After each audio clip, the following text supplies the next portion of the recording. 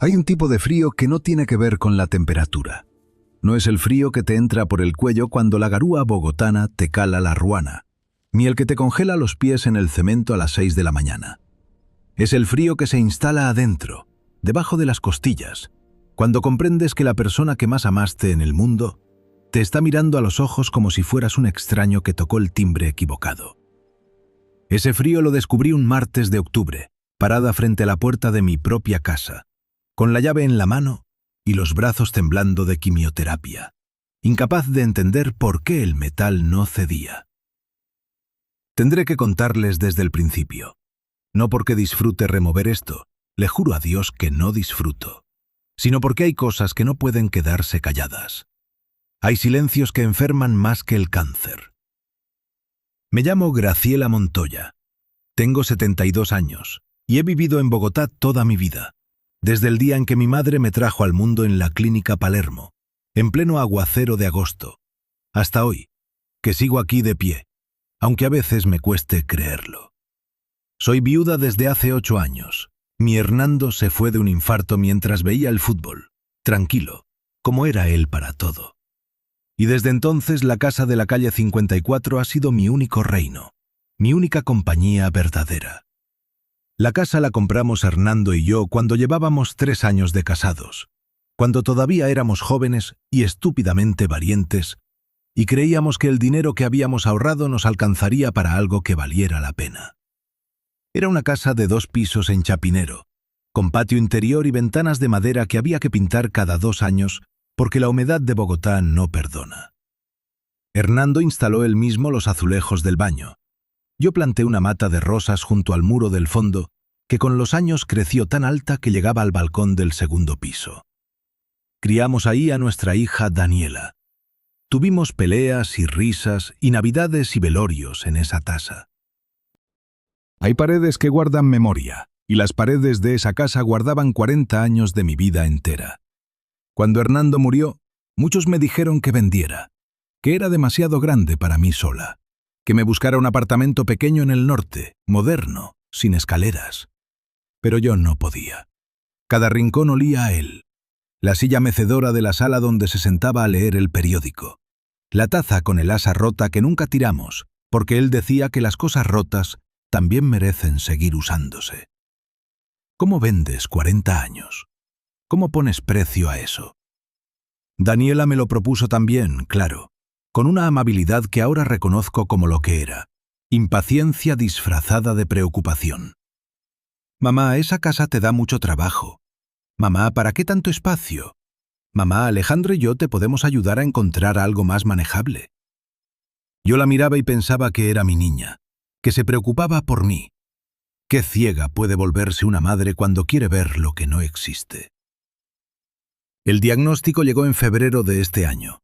Cáncer de mama, estadio 2. El oncólogo, un hombre joven con gafas redondas y voz de locutor de radio, me explicó el tratamiento con la misma calma con que podría haberme explicado una receta de cocina.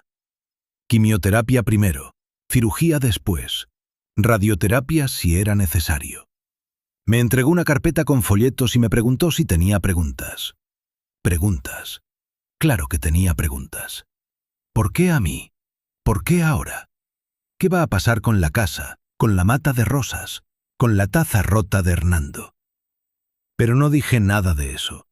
Tomé la carpeta, le di las gracias, salí al pasillo y me senté en una silla de plástico naranja hasta que dejé de sentir que las piernas me temblaban. Esa noche llamé a Daniela.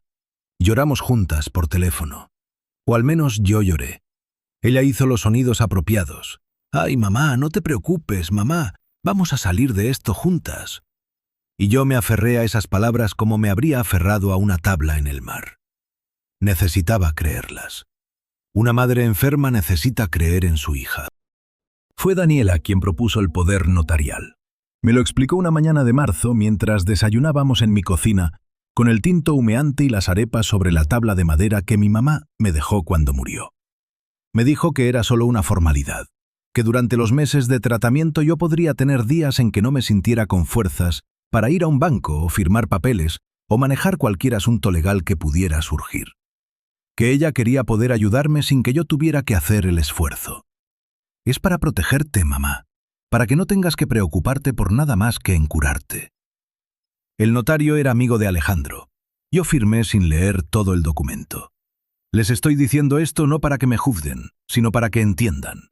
Cuando una tiene 72 años y un diagnóstico de cáncer, y lleva 2 semanas llorando a solas en su cuarto por las noches, la desconfianza es un lujo que no puede pagarse. Yo solo quería curarme. Quería creer que mi hija me amaba. Firmé. Los primeros meses de quimio son borrosos en mi memoria. No por el tiempo. Recuerdo fechas, recuerdo hospitales, recuerdo la enfermera Lida que siempre me traía agua caliente con limón antes de conectarme al suero, sino porque el cuerpo bajo quimio no es del todo tu cuerpo. Es como si alguien apagara las luces de una habitación en que siempre viviste. Todavía reconoces los muebles, todavía sabes que la silla está allí, pero ya no puedes verla con claridad. Daniela venía los martes a la clínica. Al principio, las primeras 3 semanas fue religiosa.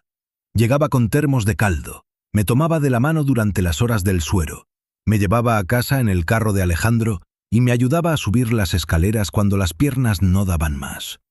Yo la miraba y pensaba, esta es mi niña, esta es la hija que crié, valió la pena todo. Luego los martes empezaron a fallar. Primero una vez, mamá, es que Alejandro tiene una reunión importante y el carro... Luego otra, mamá, es que el tráfico en Bogotá está imposible y ya era tarde. Luego dejaron de ser excusas y simplemente dejaron de aparecer. Yo llegaba sola a la clínica, en taxi, con mi bolsa de mano y mi termo, y me sentaba en la silla de siempre y dejaba que Lida me pusiera el suero, y rezaba el rosario en silencio mientras el veneno que me estaba salvando la vida me quemaba por dentro. Hay orgullo que no sirve de nada, lo sé, pero había algo en mí que no quería llamar a Daniela para reclamarle. Quizás tenía miedo de lo que diría. Quizás ya sospechaba algo y prefería no confirmarlo. Las sospechas son así. Se instalan despacio, como el moho detrás de las paredes. Las ignoras porque abrirlas costaría demasiado. El martes de octubre en que todo se rompió, salí de la clínica a las 4 de la tarde con el cuerpo hecho trapos. Había sido una sesión larga. El médico ajustó la dosis después de los últimos resultados. Y tenía las náuseas instaladas debajo del esternón como una piedra caliente. La luz de la tarde en Bogotá es una cosa extraña. Ese amarillo turbio que le da a los edificios un color de fotografía vieja. Tomé un taxi en la carrera 7ª. El taxista era un señor mayor con un escapulario del Señor de los Milagros colgado en el retrovisor. Me preguntó si me sentía bien. Le dije que sí. Miraba por la ventana los cerros orientales, oscuros y pesados de nubes, y pensaba en el caldo que iba a calentar al llegar. Pensaba en la manta azul de Hernando que tenía en el sofá. Pensaba en dormir. Cuando el taxi dobló por la calle 54 y vi mi casa, sentí lo que siempre sentía al llegar, ese alivio pequeño y verdadero de reconocer el propio lugar en el mundo. La fachada de ladrillo a la vista que Hernando no quiso revocar porque decía que el ladrillo tenía carácter. Las ventanas con los marcos blancos. La mata de rosas que asomaba por encima del muro. Bajé del taxi. Puse el pie en el andén y busqué las llaves en la cartera. La llave entró en la cerradura. No giró. Lo intenté de nuevo. Nada. Cambié el ángulo. Pensé que quizás el frío de la tarde, que en Bogotá en octubre puede ponerse insistente, había contraído el metal. Nada. Miré la puerta. Era la misma puerta de siempre, con su aldaba de hierro forjado que Hernando compró en el mercado de las Pulgas de Usaquén un domingo de 1987. Era mi puerta. Yo conocía esa puerta mejor que mi propio reflejo. Entonces vi que la cerradura era nueva. No era la cerradura de siempre. Era una cerradura digital, gris, con un pequeño teclado numérico. Alguien la había instalado mientras yo estaba en la clínica. Me quedé paralizada en el andén. El viento frío de la tarde me revolvió el cabello, lo poco que me quedaba después de los meses de quimio, y sentí el vacío en el estómago que no tenía nada que ver con las náuseas de la sesión. Toqué el timbre. Adentro escuché el sonido familiar resonar. Ese sonido lo había oído miles de veces. Lo había oído llamando a Daniela a cenar cuando era niña. Lo había oído cuando venían las amigas de la cuadra. Lo había oído cuando llegaban los técnicos a arreglar la lavadora. Era el sonido de mi casa.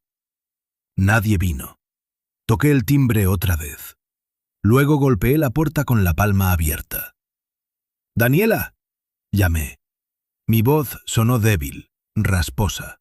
Los meses de quimio me habían dejado la garganta como papel de lija. «¡Daniela, abre! Soy yo, es mamá». Vi que la cortina de la ventana de la sala se movió. Solo un poco, apenas 1 centímetro. Pero se movió. Alguien estaba mirando. Un momento después escuché el ruido del cerrojo. La puerta se abrió, pero no toda. Solo una rendija, la anchura de una cadena de seguridad. Por esa rendija me miró mi hija. Daniela tiene 36 años.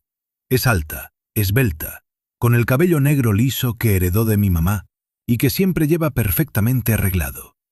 Esa tarde llevaba un vestido azul marino que yo no había visto antes. Tenía los ojos pintados, los labios rojos. Estaba lista para salir o para recibir a alguien importante, no para abrir la puerta a su madre enferma. Sus ojos me recorrieron de arriba a abajo.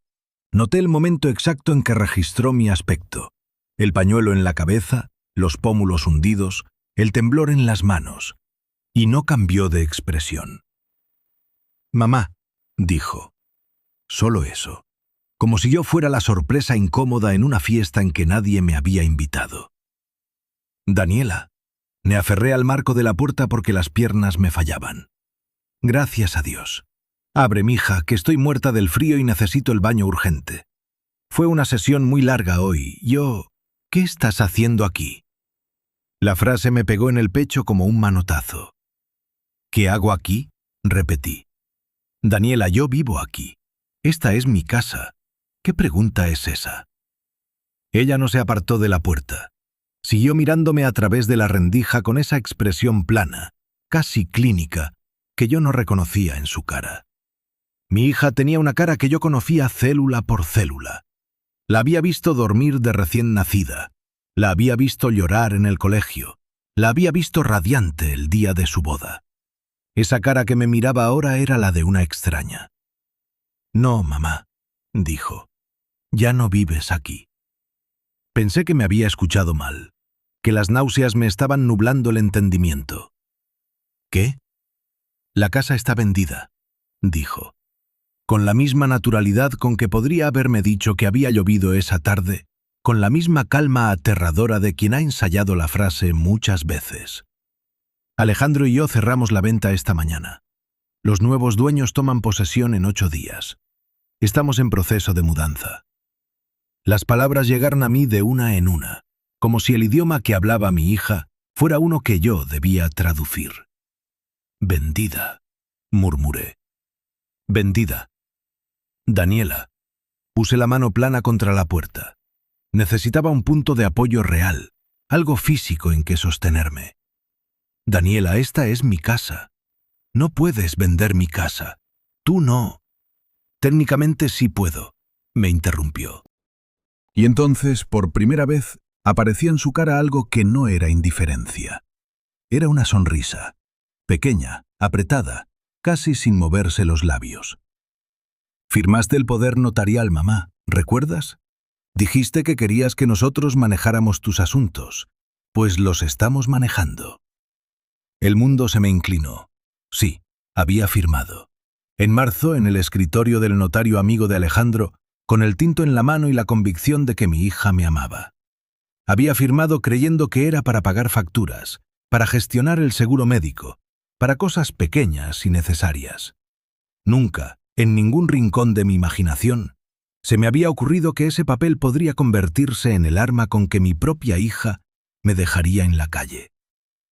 «Mija», dije, y odié el temblor en mi voz, odié tener que decir lo que iba a decir. «Por favor, necesito usar el baño. Solo déjame entrar un momento y luego hablamos con calma, yo te explico». «No». La palabra fue seca, definitiva, sin espacio para negociar. «Si te dejo entrar no vas a querer irte, y esta noche tenemos gente y no necesito el drama». «¿Drama?». La voz se me quiebra. «Daniela, llevo 6 horas con suero en el brazo. Tengo 72 años y un cáncer. ¿Eso es drama para ti? Ella suspiró, con la paciencia de alguien que lleva demasiado tiempo tolerando algo que ya no le interesa. Fue en ese momento cuando vi a Alejandro. Estaba en el pasillo, detrás de Daniela, con una copa de vino en la mano. Un vino tinto, oscuro, en la copa de cristal que Hernando guardaba para ocasiones especiales. Era un Malbec argentino que había comprado 2 años atrás para conmemorar el aniversario de bodas de Hernando y mío. Una botella guardada en la bodega esperando una ocasión que valiera la pena. Mi yerno lo estaba tomando mientras yo temblaba en el andén. Me vio. Nuestros ojos se cruzaron a través de la rendija y de los 3 metros de pasillo que nos separaban. No dijo nada. Dio un sorbo largo y despacio. Luego dio la vuelta y desapareció hacia la sala, donde parpadeaba la luz de la chimenea que Hernando encendía cada fin de semana en diciembre. La rabia que me subió entonces fue la única cosa que me mantuvo de pie. «Me están robando mi casa», dije.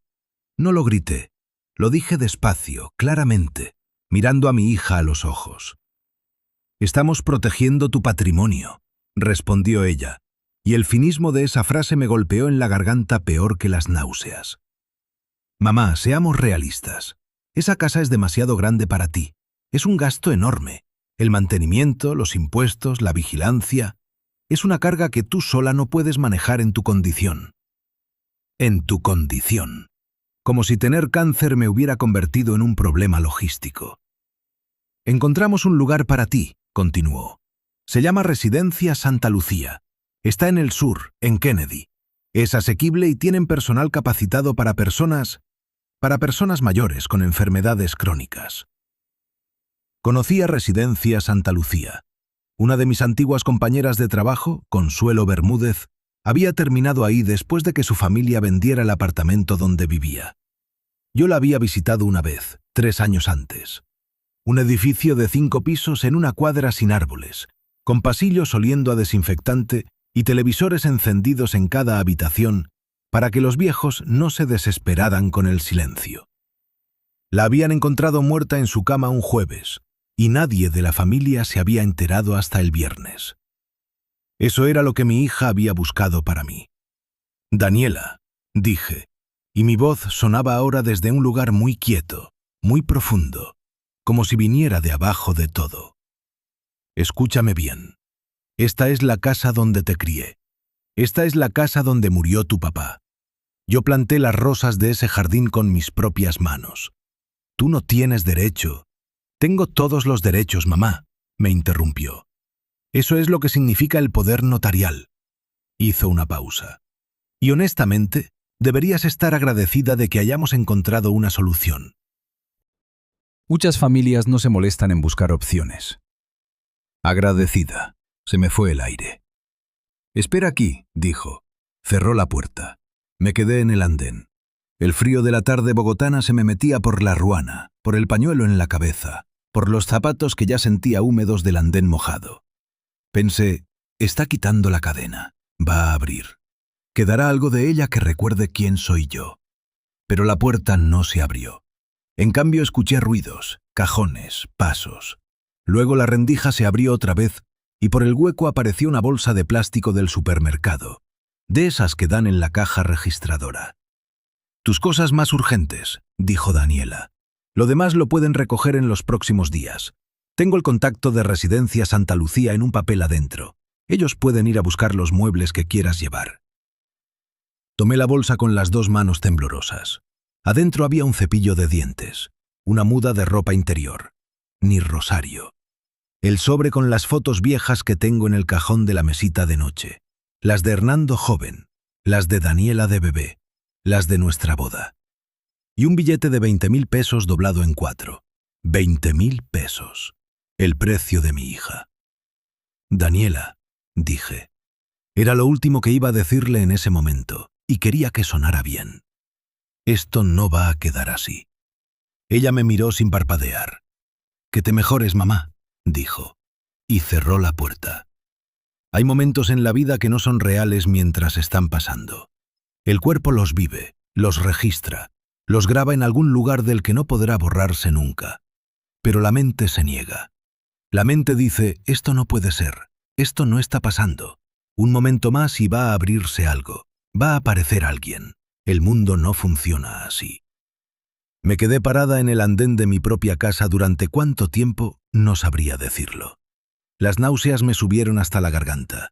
El frío ya no era solo de la tarde, era de adentro, de ese lugar entre las costillas donde una guarda lo que más quiere.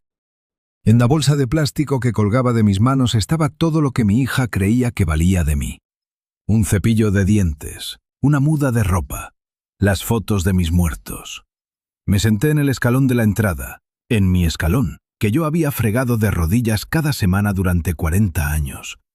Y traté de pensar. Pero el cerebro bajo quimio no piensa, hace agua, hace espuma, da vueltas sin llegar a ninguna parte. Saqué el rosario de la bolsa y lo apreté entre los dedos. No recé, solo lo apretaba. Era lo único que tenía que me dijera que seguía siendo yo. Unos minutos después, o una hora, quién sabe, pasó por el andén la señora Inés, la vecina del frente que conoce mi casa desde antes de que yo existiera en este barrio. Era una mujer menuda de unos 65 años, con el cabello blanco y ese andar tranquilo de quien ha aprendido que apurarse no sirve de nada. Me vio sentada en el escalón y se paró. «Doña Graciela», dijo, «¿qué hace usted ahí? ¿Se siente mal?» No supe qué responder. La vergüenza es otra forma del frío. «No me están dejando entrar», dije al final. Era la verdad más simple. La cara de la señora Inés hizo un recorrido de la confusión al escándalo. «¿Cómo así? ¿Quién?» «Daniela». Hubo un silencio. La señora Inés y yo nos conocíamos desde que Daniela tenía 8 años y venía a pedirle limones prestados. Ella sabía lo que era esa casa para mí. Sabía lo que había sido Hernando. Sabía todo lo que puede saberse de una vecina cuando uno lleva 30 años viviendo al frente. «Venga», dijo simplemente. «Venga pa' mi casa mientras pensamos qué hacemos». Entré a la casa de la señora Inés con la bolsa de supermercado y el rosario en el puño y los pies como bloques de cemento. Me sentó en la sala, me puso una pantufla porque los zapatos estaban mojados, me dio un chocolate caliente que no pude tomar porque el estómago todavía no estaba listo para nada. «¿Tiene a alguien a quien llamar?», me preguntó. Pensé durante mucho tiempo. Mis amigas de siempre eran pocas y viejas, algunas enfermas también, ninguna con capacidad de enfrentarse a algo así. Mi hermana Carmen vivía en Manizales y era 10 años mayor que yo y tenía sus propios dolores encima. ¿Mis hijos? Solo tenía a Daniela. Eso era todo. Pero entonces pensé en el doctor Ramírez. El doctor Ramírez no era mi médico de quimio. Él era el abogado que había llevado los asuntos de Hernando cuando murió. El que me ayudó con la herencia y con los papeles de la casa y con todo el laberinto burocrático que queda cuando alguien se muere y deja cosas atrás. Era un hombre serio, meticuloso, que hablaba poco y hacía mucho. Lo llamaba cada año para renovar el testamento. La última vez que hablé con él había sido en enero, 2 semanas antes del diagnóstico. Lo llamé. Contestó al tercer timbre. Cuando le expliqué lo que había pasado, con la voz quebrándose en los bordes, con las manos aún temblando, con la bolsa de supermercado a mis pies, hubo un silencio largo al otro lado de la línea.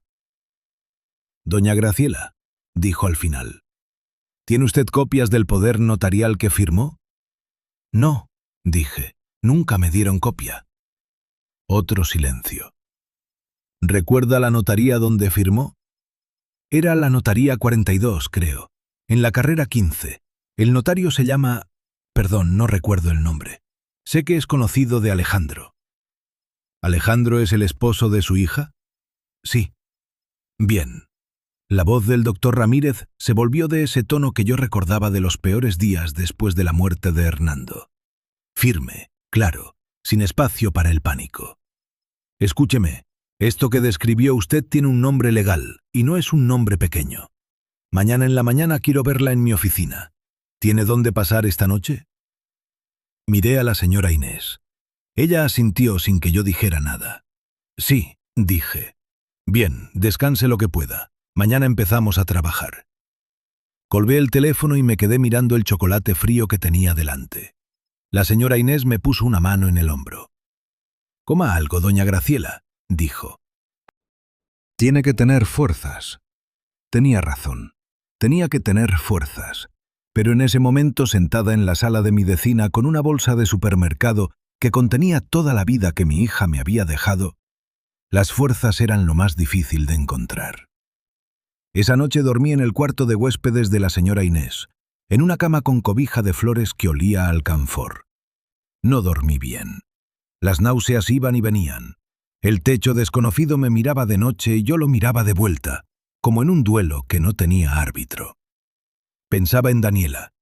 Pensaba en la cara que puso cuando me cerró la puerta, esa mezcla de indiferencia y prisa, como si yo fuera un trámite pendiente que finalmente había podido tachar de su lista. Pensaba en Alejandro tomando mi vino al lado de mi chimenea. Pensaba en el billete de 20.000 pesos doblado en 4. Y pensaba, esto no lo puedo evitar, aunque duela contarlo, pensaba en el día que Daniela nació. En el olor del hospital, en el peso del bulto blanco que me pusieron en los brazos, en la cara arrugada y perfecta de mi hija que me miraba sin entender nada todavía. En cómo Hernando lloraba en la esquina de la habitación, creyendo que nadie lo veía. ¿En qué momento se había convertido esa niña en la mujer que me cerró la puerta? ¿Cuándo empecé a no verlo? Hay preguntas que duelen más que las respuestas, y esa noche, en el cuarto de la señora Inés, tuve que vivir con todas ellas.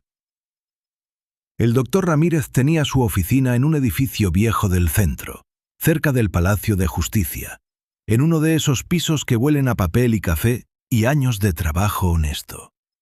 Llegué a las 9 de la mañana con mi bolsa de supermercado y los ojos hundidos de no haber dormido. Él me escuchó durante 40 minutos sin interrumpirme. Tomaba notas en un cuaderno de rayas, con una pluma de tinta azul, con esa concentración absoluta que tienen los abogados buenos, los que todavía escuchan de verdad, no los que ya están pensando en la factura mientras usted habla. Cuando terminé, cerró el cuaderno. «Doña Graciela», dijo, «lo que me está describiendo usted podría constituir abuso de poder notarial con fines de apropiación fraudulenta de bienes. En términos simples, su hija y su yerno podrían haber usado ese poder para vender su casa sin su consentimiento real, aprovechando su condición de salud para inducirla a firmar sin plena comprensión de las consecuencias». «¿Eso es un delito?», pregunté. «Dependiendo de cómo se establecieron las circunstancias de la firma, puede serlo». Hizo una pausa. «Y hay algo más. El poder notarial que usted firmó tenía condiciones específicas. Voy a pedir copia certificada a la Notaría 42 hoy mismo. Si las condiciones no incluían explícitamente la facultad de vender bienes inmuebles, la transacción podría ser impugnable». Sentí algo moverse en el pecho, algo pequeño, frágil, que no quería nombrar todavía por miedo a que se rompiera. «¿Hay posibilidad de recuperar la casa?». «Hay posibilidad de muchas cosas», dijo el doctor Ramírez, «pero necesitamos tiempo. Y necesitamos que usted esté bien y lúcida y dispuesta a pelear». Lo miré. «Llevo 6 meses peleando contra un cáncer», dije. «Pelear no me asusta». Por primera vez en esa reunión, él hizo algo parecido a sonreír. «Entonces empecemos», dijo. Salí de esa oficina diferente a como entré, no más ligera. El peso seguía ahí, el miedo seguía ahí, las náuseas de la quimio seguían ahí. Pero había algo nuevo también, algo que se parecía a la rabia pero no era destructiva. Era la rabia que te pone de pie, la que te dice no te van a dejar tirada en el andén, no va a quedar así, esto no termina aquí. Caminé hasta la parada del bus en la carrera séptima. El viento de las 11 de la mañana movía el cabello de la gente. Los semáforos hacían su ciclo de colores. Los vendedores de chance gritaban sus números al aire. Bogotá seguía siendo Bogotá, indiferente y ruidosa y viva. En mi bolsa de supermercado, entre el cepillo de dientes y las fotos de Hernando, tenía el rosario apretado en el puño. «Soy Graciela Montoya. Tengo 72 años, un cáncer en tratamiento y una hija que creyó que podía echarme a la calle como a un mueble viejo. Y acabo de empezar a pelear. La vida bajo quimioterapia tiene su propio ritmo, extraño y brutal. Los días buenos son días en que puedes caminar hasta la cocina sin agarrarte de las paredes. Los días malos son días en que el techo y el suelo se intercambian y el cuerpo entero protesta como una máquina a la que le quitaron el aceite. En los días siguientes a que mi hija me cerró la puerta, tuve los dos tipos. Seguí durmiendo en casa de la señora Inés. Ella no me preguntó por cuánto tiempo. Simplemente puso en el cuarto de huéspedes una toalla limpia cada día. Me dejaba el tinto hecho por las mañanas y no me presionaba a hablar cuando yo no tenía palabras. Hay personas que aparecen en la vida sin avisar y resultan ser exactamente lo que uno necesitaba sin saber que lo necesitaba. La señora Inés fue eso para mí en esas semanas. El doctor Ramírez trabajó rápido, más rápido de lo que yo esperaba. A los 3 días de nuestra primera reunión, me llamó con la voz de quien tiene noticias que confirman lo que ya sospechaba, pero que de todas formas duelen al decirse. Doña Graciela, tengo la copia del poder notarial. ¿Y? El documento que usted firmó en marzo otorgaba facultad para gestionar cuentas bancarias, trámites con entidades de salud y pagos de servicios domiciliarios. Una pausa deliberada. No incluía facultad para venta de bienes inmuebles. El silencio que siguió fue de esos que suenan. Entonces la venta es ilegal, dije. La venta excedió los límites del poder otorgado, lo que la hace impugnable. Hay más. Revisé el contrato de compraventa que logramos obtener a través de la Oficina de Registro de Instrumentos Públicos. La firma que aparece como suya en ese contrato presenta irregularidades que un perito grafológico podría cuestionar seriamente. Tuve que sentarme. Estaba de pie en la cocina de la señora Inés con el teléfono pegado a la oreja y de repente las piernas no quisieron sostenerme más. Me falsificaron la firma, dije. No era una pregunta. Eso es lo que el análisis pericial deberá determinar, dijo el doctor Ramírez, con esa precisión de abogado que cuida cada palabra. Pero le digo lo que veo yo. Usted firmó un poder limitado. Alguien usó ese poder para algo que no estaba autorizado y para lo cual, aparentemente, necesitaron una firma adicional que usted no dio. La rabia que sentí entonces era diferente a la del andén. Aquella había sido una rabia de dolor, de animal herido que no entiende qué le está pasando. Esta era más fría, más clara, más peligrosa. Era la rabia de entender exactamente lo que había pasado y exactamente quién lo había hecho. Mi hija. Mi hija y su marido habían falsificado mi firma para vender mi casa mientras yo estaba en una silla de clínica con veneno en las venas, tratando de sobrevivir. ¿Qué hacemos ahora?, pregunté. Ahora presentamos una demanda de nulidad de la compraventa ante el juzgado civil, acompañada de una denuncia penal por falsedad en documento privado y abuso de poder notarial. Necesitamos movernos antes de que los nuevos compradores tomen posesión formal del inmueble, porque después la situación se complica más. ¿Cuánto tiempo tenemos? Según el contrato, la posesión estaba prevista para dentro de 5 días. 5 días. Respiré. Muévase, doctor, dije. Haga lo que tenga que hacer. No voy a mentirles y decirles que esos días fueron fáciles. No lo fueron. Fui a mis sesiones de quimio con la agenda del juzgado en la cabeza y la náusea instalada en el cuerpo, y a veces no sabía cuál de las dos cosas me pesaba más. Lida, la enfermera, notó que algo había cambiado. ¿Doña Graciela está bien?, me preguntó un martes mientras revisaba el suero. Estoy peleando, le dije. Ella me miró con esa sabiduría que tienen las personas que han visto demasiado sufrimiento para seguir sorprendiéndose de él. Bien, dijo simplemente. Las que pelean se curan más rápido. No sé por qué, pero es verdad. El doctor Ramírez presentó la demanda en 4 días. La denuncia penal entró en la fiscalía el mismo día. También solicitó una medida cautelar de suspensión de la transferencia del inmueble mientras se investigaba, argumentando que había mérito suficiente para presumir irregularidad en el proceso. El juez la concedió. Cuando el doctor Ramírez me llamó para darme la noticia, no lloré. Estaba demasiado cansada para llorar, pero sentí algo que no había sentido desde el martes del andén. Sentí que el suelo volvía a ser suelo. Daniela se enteró 3 días después. Supe que se enteró porque me llamó. Eran las 7 de la noche y yo estaba en el cuarto de la señora Inés, leyendo una revista vieja de cocina que encontré en la mesita, cuando el teléfono vibró con su nombre en la pantalla. Lo miré vibrar. Lo dejé vibrar. Luego dejó de vibrar. 10 minutos después volvió a llamar. Luego otra vez. Luego empezaron los mensajes de texto, uno tras otro, con ese tono que yo reconocía perfectamente. El tono de Daniela cuando algo no salía como ella quería. Esa combinación de indignación y urgencia que desde niña usaba cuando creía que se le estaba escapando el control de una situación. «Mamá, necesito que hablemos. Mamá, no sé qué te dijeron, pero hay una explicación. Mamá, por favor, contesta. Mamá, un abogado no tiene que ser necesario entre familia. Mamá, estás cometiendo un error». Los leí todos. Los leí con la calma extraña de alguien que ya pasó por el fondo y encontró que el fondo tiene suelo firme. Luego apagué la pantalla y volví a mi revista de cocina. La señora Inés asomó la cabeza por la puerta. ¿Era Daniela? Sí. ¿Va a contestar? No esta noche, dije. Ella asintió. No dijo nada más. Se fue a su cuarto y yo me quedé con la revista y el silencio y la extraña paz de quien ya tomó una decisión que no tiene vuelta atrás.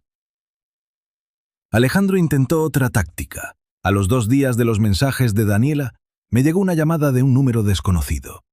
Contesté pensando que podría ser el juzgado o la fiscalía. Era Alejandro. Reconocí su voz al instante. Esa voz suave y calibrada de hombre que aprendió desde joven que la suavidad convence mejor que los gritos. La voz con que le había pedido a Hernando la mano de Daniela en esa sala que ya no era mía. Graciela, dijo. Nunca me llamaba por el nombre. Siempre era suegra, con esa familiaridad de yerno bien educado. Graciela, necesitamos hablar como adultos. Buenos días, Alejandro, dije. Mira, entiendo que estás molesta. Entiendo que el proceso fue brusco. Pero tú tienes que entender también que lo que hicimos fue por tu bien. Esa casa es un gasto enorme para una persona en tu situación. Las contribuciones, el mantenimiento, el predial. Alejandro, lo interrumpí. ¿Sí? ¿Tú mismo pusiste el vino en la copa o Daniela te lo sirvió? Silencio. ¿Perdón? El Malbec argentino, el que estaba en la bodega, el que guardé para conmemorar el aniversario de bodas de Hernando y mío. Cuando yo estaba en el andén esa tarde, tú lo estabas tomando en mi sala. Me preguntaba quién lo había servido. Otro silencio, más largo. Graciela, eso es irrelevante. Para mí no, dije. Para mí es exactamente el punto. Ustedes no gestionaron mis activos, tomaron mi casa, tomaron mi vino y me dejaron en el andén con una bolsa del supermercado y 20.000 pesos. Eso tiene un nombre legal, Alejandro, y el doctor Ramírez ya lo está usando. Que tengan un buen día. Colgué. Luego me temblaron las manos. No de miedo, de adrenalina pura. De ese temblor que le queda a uno en el cuerpo cuando finalmente dice lo que llevaba semanas callado y no explota, sino que sale limpio y en su lugar exacto.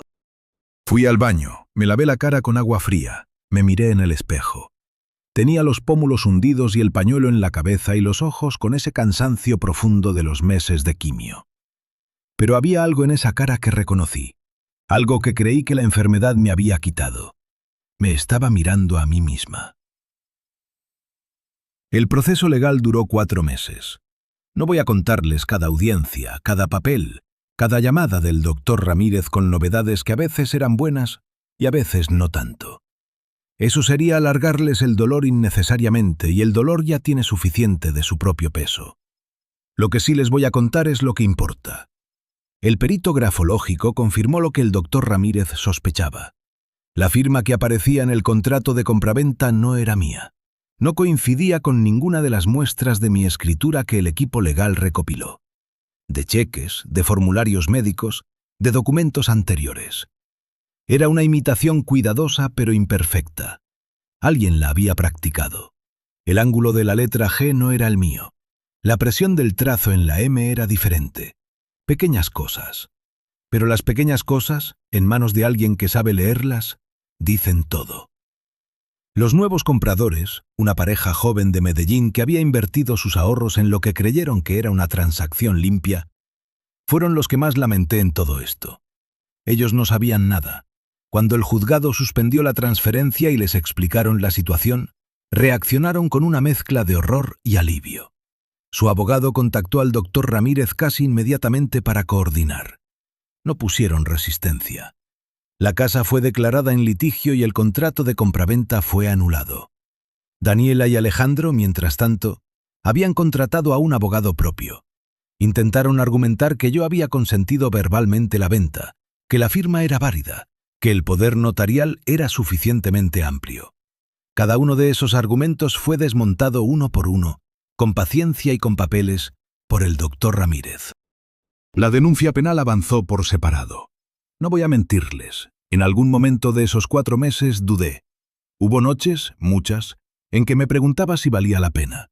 Si no era mejor soltar, firmar algún acuerdo, tomar una compensación y olvidar. El cuerpo estaba cansado. La quimio avanzaba.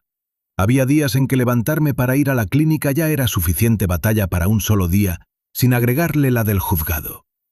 Pero entonces pensaba en el billete de 20.000 pesos. Pensaba en esa bolsa de supermercado. Pensaba en Alejandro dando vuelta con mi copa de vino. Y me levantaba.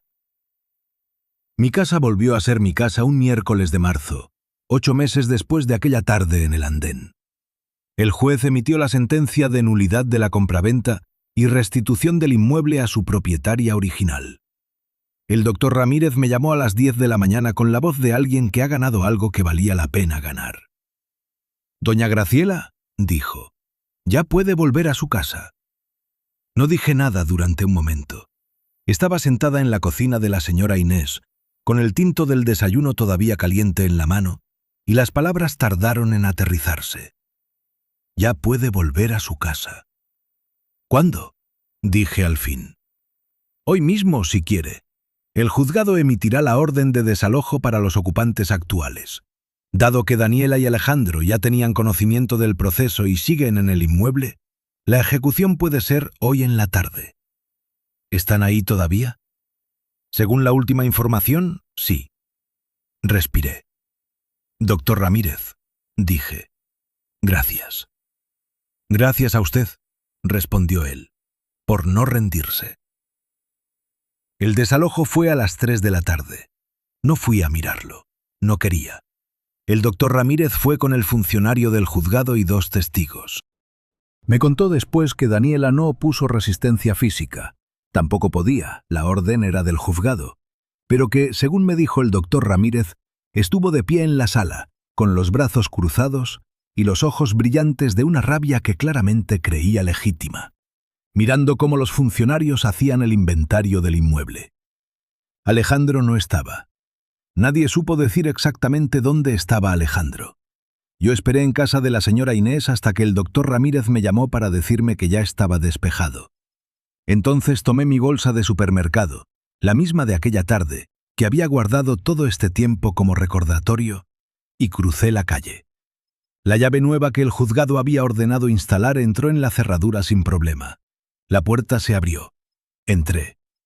El olor de mi casa me golpeó en la cara como algo vivo. El olor a madera, y a años, y a esa mezcla indefinible de cocina y jardín y tiempo, que solo existe en los lugares donde uno ha vivido de verdad. Daniela había movido muebles. Vi espacios vacíos donde antes estaba la estantería de Hernando, y la silla mecedora no estaba en su lugar. Pero las paredes eran las mismas. Los azulejos del baño que Hernando puso a mano eran los mismos. La mata de rosas seguía asomando por la ventana del segundo piso. Caminé hasta la cocina. Me paré frente a la ventana que da al patio interior. Afuera, la mata de rosas tenía brotes nuevos. En octubre, en Bogotá, las rosas no deberían tener brotes nuevos, pero ahí estaban, pequeños, apretados, de un rojo oscuro que prometía algo. Me apoyé en el mesón de la cocina y lloré. No había llorado así desde la tarde del andén. No así, de corrido, de adentro hacia afuera, sin tratar de pararme. Lloré por la casa y por los meses perdidos, y por el cuerpo cansado, y por Hernando que no estaba, y por la hija que creí tener, y que resultó ser alguien diferente. Lloré todo lo que no había llorado en los meses del proceso, porque durante el proceso no había podido darme el lujo. Luego me lavé la cara en el fregadero, me sequé con el trapo de cocina y fui a hacer el tinto. El proceso penal contra Daniela y Alejandro tomó otros 6 meses. No voy a extenderme en los detalles porque los detalles duelen de una manera diferente. Ya no con el dolor agudo del principio, sino con ese dolor sordo de ver confirmado lo que una parte de ti ya sabía, pero la otra parte se negaba a aceptar.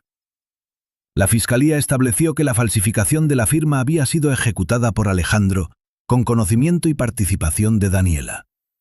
El dinero de la venta, que los compradores habían transferido antes de que se suspendiera la operación, había sido parcialmente utilizado para pagar una deuda de Alejandro con una entidad financiera.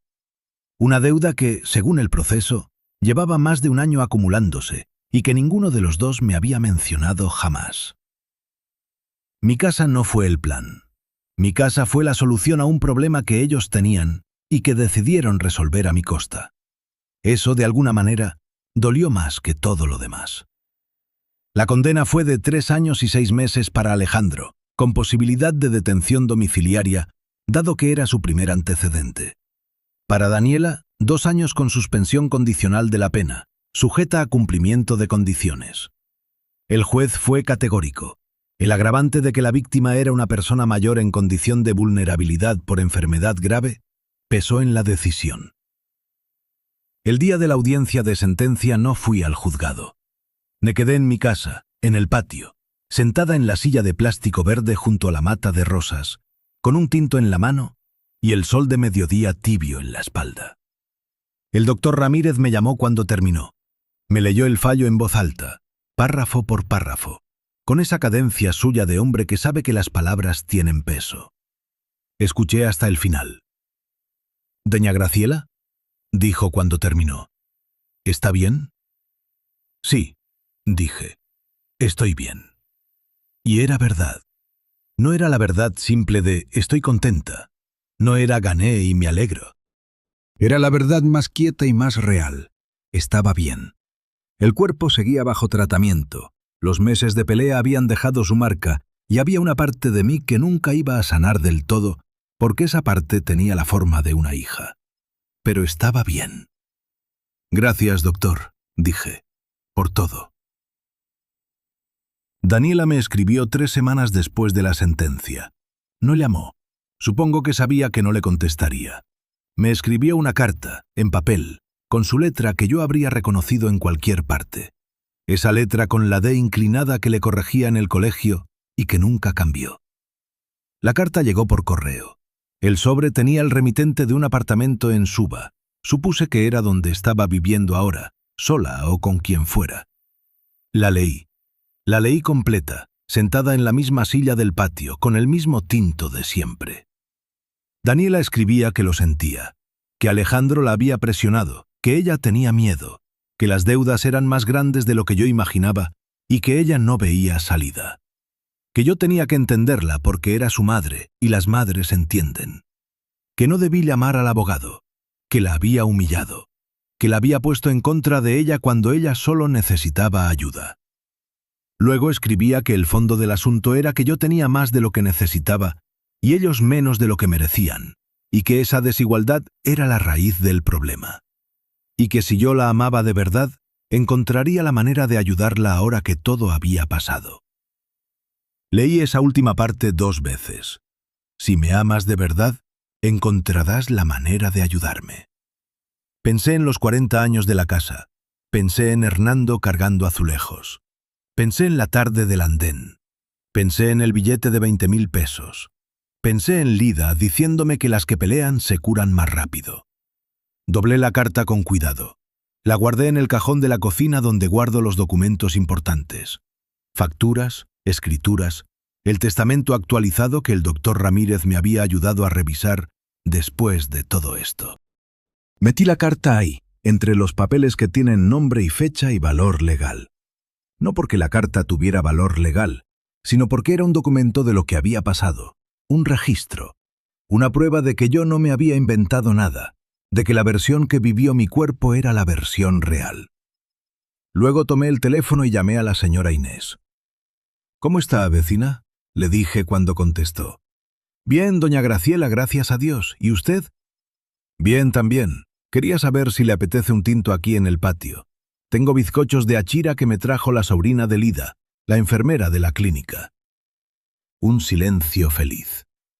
«Ya voy», dijo ella. Colgué y fui a calentar la olla. Los resultados de mi última resonancia llegaron en mayo. El oncólogo, el mismo joven de gafas redondas y voz de locutor que me había dado el diagnóstico, lo revisó en pantalla mientras yo esperaba sentada frente a su escritorio, con las manos juntas en el regazo, y ese silencio previo a las noticias importantes, que es uno de los silencios más difíciles que existen. Levantó la vista de la pantalla. «Doña Graciela», dijo, «los marcadores están bien. La respuesta al tratamiento ha sido muy buena. En este momento no veo evidencia de actividad tumoral. Remisión. Una palabra pequeña para una cosa enorme.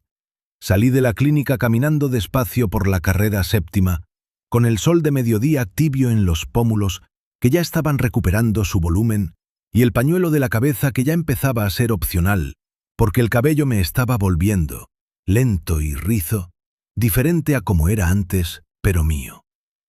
La ciudad era ruidosa y humeante, y llena de gente que no sabía nada de mí ni yo de ellos, y me pareció lo más hermoso que había visto en mucho tiempo. Me paré en el semáforo de la calle 19 y esperé el verde. Al lado mío esperaba una señora mayor con una bolsa de mercado y un nieto de unos 8 años que le jalaba la mano y le preguntaba algo que yo no alcanzaba a escuchar. Ella se inclinó hacia él con esa paciencia específica de las abuelas que ya no tienen prisa para nada, y le respondió algo en voz baja. El niño se rió. El semáforo cambió. Crucé. La mata de rosas del patio floreció ese mismo mes. No sé si fue la primavera bogotana o el hecho de que yo volví a regarlas con mis propias manos cada mañana, pero florecieron con una generosidad que no había visto en años. Racimos apretados de un rojo oscuro que olían en las tardes a algo que no tiene nombre exacto, pero que se parece mucho a lo que uno siente cuando vuelve a un lugar que es suyo. Un sábado de mayo llamé al doctor Ramírez para contarle los resultados médicos. Él fue más efusivo de lo que yo esperaba. Se le notaba en la voz, ese hombre tan medido, una alegría genuina que me hizo bien escuchar. «Me alegra mucho, doña Graciela. Mucho», dijo. «Y hay algo que quería decirle. He llevado muchos casos difíciles en 40 años de ejercicio, pero pocos clientes me han impresionado como usted». «¿Por qué?» «Porque en ningún momento del proceso la vi doblegarse, enferma, sola, en una situación que habría hundido a mucha gente. Y usted seguía de pie, seguía tomando decisiones claras». Me quedé callada un momento. «No siempre estuve de pie, doctor», dije. «Hubo noches en que estuve muy abajo». «Lo sé», dijo. «Pero se levantó». «Sí, me levanté». No les voy a mentir sobre Daniela. El amor de madre no desaparece. Quisiera decirles que sí, que después de todo lo que pasó ese amor se apagó limpiamente y ya, que no me queda nada. Pero sería mentira. El amor de madre es de otro material. No es el amor que uno elige y puede dejar de elegir. Es el amor que está en el cuerpo como lo están los huesos. Y los huesos duelen, pero no desaparecen. La extraño. Extraño a la Daniela de antes, a la niña del colegio, a la muchacha de 20 años que llamaba desde la universidad solo para contarme qué había comido, a la mujer que lloraba en mi hombro cuando tuvo su primer desamor. Esa Daniela era real, ese amor era real. Pero esta Daniela, la que falsificó mi firma, la que me cerró la puerta con una bolsa de supermercado, la que calculó cuánto valía mi casa mientras yo tenía suero en el brazo, esa Daniela también es real. Y no puedo pretender que no lo es. El perdón es una cosa que no entendí bien hasta que lo necesité para mí misma. Pensé durante mucho tiempo que perdonar significaba reconciliar, que significaba volver al principio, borrar lo escrito. Ahora sé que no. Perdonar puede significar simplemente, ya no cargo esto, ya no me pesa. Lo pongo aquí, en este cajón, entre los documentos que tienen fecha y testigos. Y sigo. No soy su enemiga. Tampoco soy su madre disponible. Soy una mujer de 72 años que sobrevivió un cáncer y una traición, y que aprendió que la dignidad no es negociable. No por el amor de una hija, no por el miedo a morir sola, no por ninguna presión que venga de afuera. La paz que encontré no me la regaló nadie, me la gané. Hoy es un miércoles de julio y el sol bogotano entra por la ventana de mi cocina con esa generosidad que tiene a veces cuando no hay nubes. La mata de rosas está florecida, el tinto está hecho. La silla mecedora de Hernando está en su lugar. La recuperé de la bodega de donde Daniela la había sacado, un poco maltratada, pero entera. Me siento en ella cada tarde. A veces hablo con Hernando. Le cuento cómo va el patio, le cuento las novedades del barrio. Le cuento que la señora Inés sigue de pie y que sus rosas también están florecidas este año. Le cuento que estoy bien, que la casa sigue en pie, que él puede estar tranquilo. Soy Graciela Montoya. Tengo 72 años, un cáncer en remisión y una casa que nadie me va a quitar. Y sigo aquí. A quien está escuchando esta historia, si alguna vez sientes que las personas que deberían amarte se están aprovechando de tu debilidad, escúchame bien. Tu vulnerabilidad no es una invitación. Tu enfermedad no te convierte en un bien que otros pueden gestionar sin tu consentimiento. Tu dignidad no caduca. Pide ayuda al vecino, al abogado, a Dios si hace falta. Pero no te rindas. Las que pelean, como me dijo Lida, se curan más rápido. No sé por qué, pero es verdad. El diciembre llegó a Bogotá como siempre llega, con aguaceros cortos y cielos limpios que se alternan sin avisar, con olor a natilla y buñuelos escapándose por las ventanas abiertas, con villancicos que suenan desde las tiendas de la esquina, aunque nadie los haya pedido. Diciembre en esta ciudad es ruidoso y generoso y un poco caótico, como todo lo que vale la pena en la vida. Yo cumplí 73 años el 8 de diciembre, el Día de la Virgen, cosa que mi mamá siempre consideró una señal de protección especial y que yo, a esta altura, no voy a contradecirle. La señora Inés organizó una reunión pequeña en mi casa, no una fiesta, yo no pedí fiesta, sino una de esas tardes tranquilas con gente que uno quiere de verdad, que es la mejor versión de cualquier celebración. Éramos pocas personas, la señora Inés y su sobrina Claudia, Lida la enfermera que se tomó el día libre para venir, el doctor Ramírez con su esposa, una mujer callada y amable que hace un sancocho que, según él, cura todo lo que la ley no puede curar.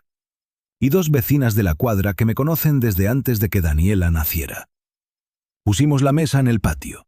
Las rosas estaban florecidas todavía, terciadas sobre el muro, con ese rojo oscuro que en diciembre contrasta con el verde brillante que deja la lluvia. Hernando las habría fotografiado.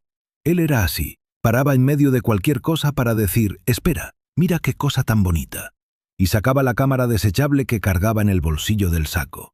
Yo me reía de él. Ahora daría cualquier cosa por tener 10 fotos más. Comimos natilla y buñuelos y el sancocho de la esposa del doctor Ramírez, que resultó ser exactamente lo que dijo que era. Tomamos aguardiente con moderación, con mucha moderación, porque el oncólogo sigue siendo mi conciencia aunque yo no quiera. Y hablamos de cosas sin peso. Las novelas de televisión que la señora Inés sigue sin poder dejar, el sobrino de Lida que se graduó de ingeniería, la reforma que le están haciendo a la iglesia del barrio y que a todos les parece innecesaria. Fue una tarde perfectamente ordinaria. Y eso, la ordinariedad de esa tarde, su peso común y su calidez sin drama, fue el mejor regalo que me dieron. En algún momento de la noche, cuando ya casi todos se habían ido y solo quedábamos la señora Inés y yo recogiendo los últimos vasos del patio, ella me preguntó algo que yo sabía que tarde o temprano iba a preguntar. ¿Sabe algo de Daniela? Me quedé quieta un momento, con un vaso en cada mano, mirando las rosas en el muro. Me llegó una carta la semana pasada, dije. ¿La leyó? Sí. La señora Inés esperó.